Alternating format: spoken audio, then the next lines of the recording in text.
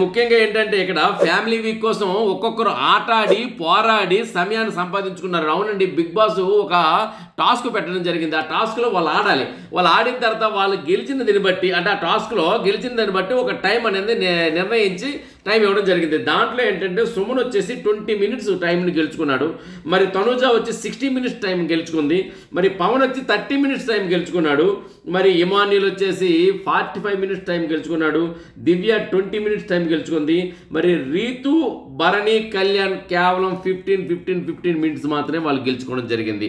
అయితే ఇలా వాళ్ళ టైం గెలుచుకున్నాక వాళ్ళు అంటే ఆ టైంలో ఏంటంటే వాళ్ళ ఫ్యామిలీస్ ఇక్కడికి వస్తాయి.